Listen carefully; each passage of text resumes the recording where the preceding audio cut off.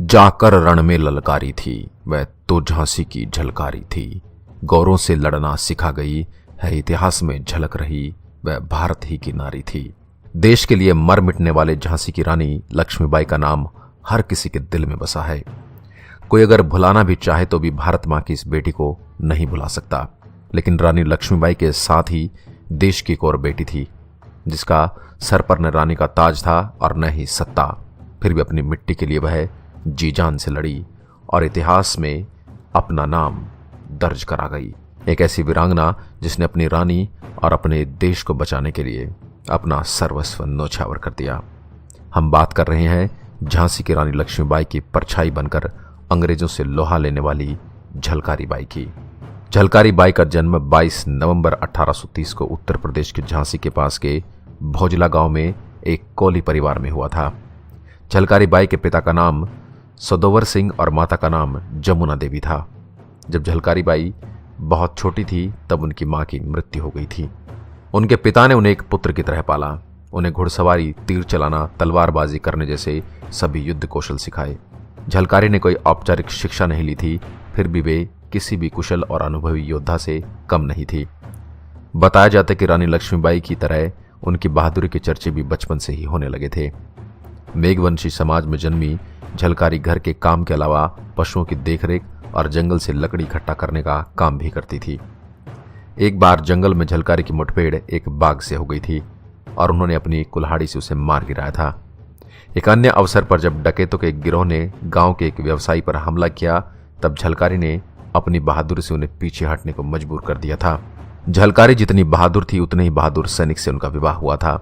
यह वीर सैनिक था पूरन, जो झांसी की सेना में अपनी बहादुरी के लिए प्रसिद्ध था। विवाह के बाद जब झलकारी झांसी आई तो एक बार गौरी पूजा के अवसर पर गांव की अन्य महिलाओं के साथ वह भी महारानी को सम्मान देने झांसी के किले में गई। जब वह रानी लक्ष्मीबाई ने उन्हें देखा तो वह दंग रह गई। झलकारी बिल्कुल रानी लक्ष्मीबाई की तरह दिखती थी। साथ ही जब रानी ने झलकारी की बहादुरी के किस्से सुने तो वह उनसे प्रभावित हुए बिना अपने आप को नहीं रोक सकी। उन्होंने झलकारी को तुरंत ही दुर्गा सेना में शामिल करने का आदेश दे दिया। झलकारी ने यहाँ अन्य महिलाओं के साथ बंदूक चलाना, तोप चलाना और तलवारबाजी का प्रशिक्षण लिया। पहले से ही इन कलाओं में कौशल झलकारी इतनी पारंगत हो गई कि जल्द ही उन्हें दुर्गा सेना का सेनापति बना दिया गया। केवल सेना में ही नहीं बल्कि बहुत बार झलकारी ने व्यक्तिगत तौर पर भी रानी लक्ष्मीबाई का साथ दिया। कई बार उन्होंने रानी की अनुपस्थिति में अंग्रेजों को चकमा दिया। हम शक्ल होने के कारण कोई भी पहचान नहीं पाता था कि कौन रानी लक्ष्मीबाई है और कौन झलकारी बाई। 1857 के विद्रोह के समय जनरल हीरोज ने अपनी विशाल सेना के साथ 23 मार्च 1858 को झांसी पर आक्रमण किया। रानी ने वीरतापूर्वक अपने सैन्य दल से उस विशाल सेना का सामना किया। रानी कालपी में पेशवा द्वारा सहायता की प्रतीक्षा कर रही थी, लेकिन उन्हें कोई सहायता नहीं मिल सकी क्योंकि तात्या टोपे जनरल हीरोज से पराजित हो चुके थे। जल्द ही अंग्रेजी फौज झांसी में घुस गई और रानी अपने लोगों को बचाने के लिए जी जान से लड़ने लगी। ऐसे में झलकारी बाई ने रानी लक्ष्मीबाई के प्राण बचाने के लिए खुद को रानी बताते हुए लड़ने का निर्णय लिया। उन्होंने पूरी अंग्रेजी सेना को भ्रम में रखा ताकि रानी लक्ष्मीबाई सुरक्षित बाहर निकल सके। एक बुंदेलखंडी कथा के अनुसार रानी लक्ष्मीबाई का वेशधर झलकारी बाई किले के बाहर निकल ब्रिटिश जनरल हीरोज के शिविर में उससे मिलने पहुंची।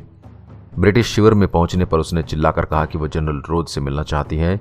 रोज और उसके सैनिक प्रसन्न थे कि न सिर्फ उन्होंने झांसी पर कब्जा कर लिया है बल्कि जीवित रानी भी उनके कब्जे में है। पर यह झलकारी की रणनीति थी ताकि वे अंग्रेजों को उलझाए रखें और रानी लक्ष्मीबाई को ताकत जुटाने के लिए और समय मिल जाए। जनरल हीरोज, जो उन्हें रानी ही समझ रहा था, ने झलकारी बाई से पूछा कि उसके साथ क्या किया जाना चाहिए, तो उसने दृढ़ता के साथ कहा, चाहे मुझे फांसी दे दो। झलकारी के साहस और नेतृत्व क्षमता से प्रभावित होकर जनरल हीरोज ने कहा था, यदि भारत की 1% महिलाएं भी उसके जैसी हो जाएं तो ब्रिटिश सरकार को जल्द ही भारत छोड़ना होगा। कुछ लोगों का कहना है कि युद्ध के बाद उन्हें छोड़ दिया गया था और फिर उनकी मृत्यु 1890 में हुई। इसके विपरीत कुछ इतिहासकार मानते हैं कि झलकारी बाई को युद्ध के दौरान 4 अप्रैल 1858 को वीरगति प्राप्त हुई थी। उनकी मृत्यु के बाद अंग्रेजों को पता चला कि जिस वीरांगना ने उन्हें कई दिनों तक युद्ध में घेर कर रखा था वह रानी लक्ष्मीबाई नहीं बल्कि हमशक्ल झलकारी बाई थी। इसे विडंबना ही कह लीजिए कि देश के लिए अपने प्राणों की भेंट चढ़ा देने वाली भारत की इस बेटी को इतिहास में बहुत अधिक स्थान नहीं मिला। पर उनके सम्मान में भारत सरकार ने उनके नाम पर पोस्ट और टेलीग्राम स्टैंप जारी किया।